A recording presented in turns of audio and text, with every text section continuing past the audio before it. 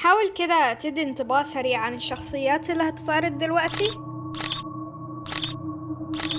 على الأغلب فكرت دي دحيحة، دي مكتئبة، ده منفلت، وده فلتة علمية.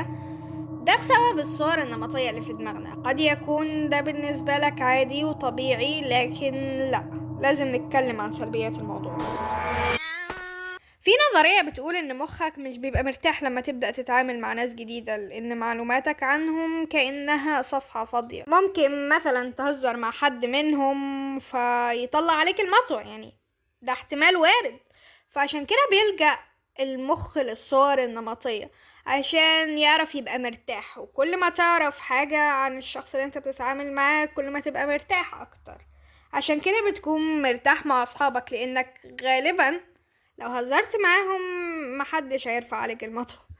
طبعا النظرية دي انا مخترعاها، بس هي مقنعة. فهنعمل مقابلة مع ناس عشوائية عشان يعرفوا ايه عن الصور النمطية دي، وعشان اطول الفيديو شوية. اهلا، هنعمل معاك مقابلة. طيب، عندي سؤال.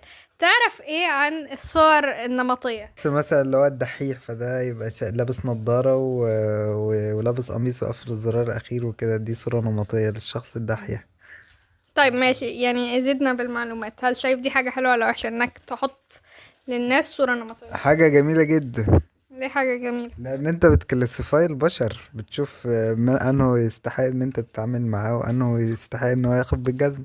طب وامتى، يعني هل الصور النمطية دي بتبقى صح اصلا؟ بنسبة كبيرة، يعني بنسبة كبيرة بيبقى صح. ازيك يا محمد؟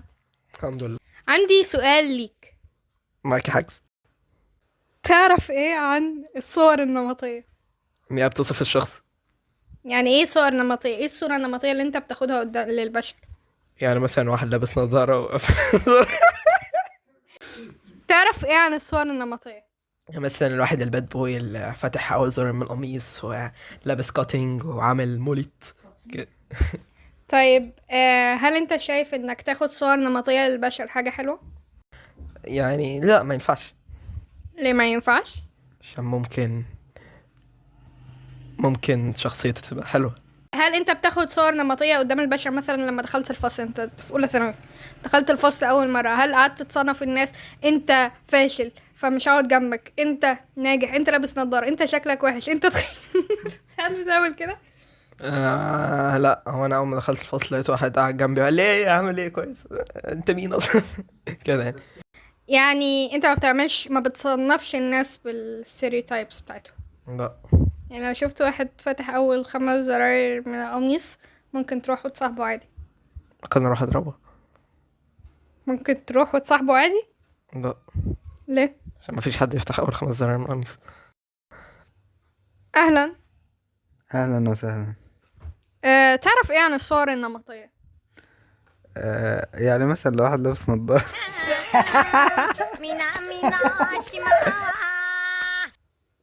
طيب، في اشكال كتير للستيريوتايب او الصور النمطية. مثلا ان اللي في هندسة مغرورين، معرفش ليه ده بيتقال. وان الدكاترة طيبين، الدكاترة اللي هم الاطباء. وان الستات ما بتعرفش تسوق، القاعدين ورا في الفصل فشل. البنات الشقر مغرورين، اللي من المدن نايتي، واللي من الارياف لايفلس، اللي بيتابعوا انمي متوحدين، وبتوع الاتحاد مريبين. والقائمة تطول. فانت غالبا لما تقابل ناس غريبة هتبدأ انك تقولبهم على القوالب دي، وتحاول تعاملهم بالشكل ده عشان هي دي الطريقة الامثل بالنسبة لمخك. وده كلام يحترم الصراحة، اللي هو واو، انا مخي ذكي قوي عارف يتصرف في المشكلة دي.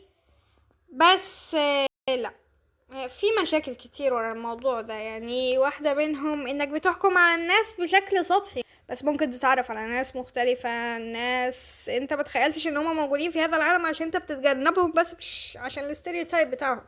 ومشكلة كمان على دي هي الظلم. في حد بيتظلم في عملية الحكم السريع دي.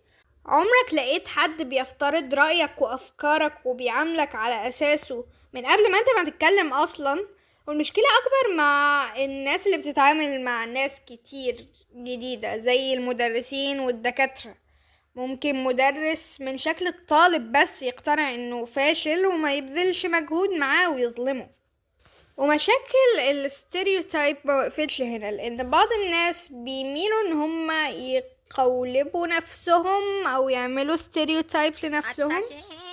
اوكي الصراحة قعدت كتير افكر ازاي اشرح الفكرة دي، فكرة قولبة الذات. بعدين اكتشفت ان دي الفكرة الاساسية بتاعت فيلم الثلاثة يشتغلونها.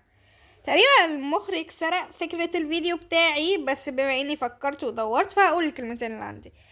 الأولوية دي اني ادي لنفسي كاركتر واتصرف على اساسها. ممكن الاقيني عامل لنفسي قيود عشان بس اتصرف بطريقة الكاركتر دي، ودي مش بتبقى شخصيتك، وغالبا انت لو بتعمل كده مش هتبقى واخد بالك برضو. زي لما تتفرج على فيلم وشخصية فيه تعجبك فتقرر تتبناها، او المثال الاكثر انتشارا هو الموضة، الشبحنة، كونك ميم لورد، مش عارفة ايه المصطلح الدارج الصراحة، بقيت نرم، او كونك ترندي يعني. فعشان تكون شخص جامد كده وتصاحب ناس كده هتلاقيك بتلبس زيهم، بتتكلم بطريقتهم وبتهزر زيهم. والموضوع ده اتكلموا عنه في الفيديو ده لبودكاست ايه المشكلة. انصح بالمشاهدة، فيديو جميل في طريق الجامعة، ولو طريقك اقل من ساعة ونص. How's it like to live my dream. اوكي كنا فين؟ مش حاجة حلوة انك تقولب نفسك، لانك هتحكم قدراتك وافكارك. غير ان ده هيطلع لنا ناس شبه بعض كأنهم مستنسخين، كأنهم عبارة عن بوستات فيسبوك. وعامة في شخصيات وافكار وهوايات وآراء مختلفة، ممكن تاخد من كل فكرة اللي عجباك الحاجة المناسبة ليك عشان تطلع منتج جديد وهو انت بشكل مميز. كفاية كلام عن الحتة دي عشان قلبت كرنج. بما اننا بنتكلم عن الصور النمطية فلازم نجيب سيرة منبع الصور النمطية وهي الأفلام. هل شفت المكسيك والهند قبل كده؟ غالبا انت ما زرتهمش، بس كلنا عندنا صورة ان البلاد دي صفرة. يعني انا مش بشتم، بس دايما في الافلام بيحطوا فلتر اصفر على البلاد دي عشان تبان فقيرة متربة ومش حلوة، بينما في امريكا دايما بيضيفوا الفلتر الازرق الرائع عشان تبان غنية ونظيفة. ودي عنصرية زيادة عن اللزوم يعني. من كان يتخيل ان في مناطق في المكسيك زرقاء؟ والافلام بتعشق الاستيريوتايبنج، مع ان ده غباء من المخرج او السيناريست، لان الشخصية الصح والحقيقية في الفيلم بيبقى ليها جوانب كتير مش بس جانب واحد. بس هيفضل في الافلام برضو الحته الغبيه دي زي عندنا في مصر، وازاي بيصوروا ملتحي بستيريوتايب سيء، والموضوع بيأثر بشكل كبير. يعني لو وريت طفل عشوائي من العامة صورة لحد ملتحي مش هتلاقي صورته عنه حلوة للأسف. وزي ده كتير بين تصوير العرب غلط عند الأجانب وتصوير الخلايجة إنهم فاسدين في مصر، وفي هوليوود البلدان العربية إنها فقيرة، الصعايدة كلهم بشرب وعليهم طار. يعني أنا من الصعيد ومقتنعة بكده. وأنا مش هنا عشان أقول نقاطع الأفلام أو نبطل ستيريوتايبنج أو نبطل الكلام ده، لأنه دي حاجة اوريدي بتحصل في المخ وفي المجتمع وفي كل حتة. كده كده الناس هتقيمك من أول نظرة، بس مهم ان احنا نكون واعيين بالبروسيس دي وعارفين تقييمنا للناس بيكون على اساس ايه بالضبط.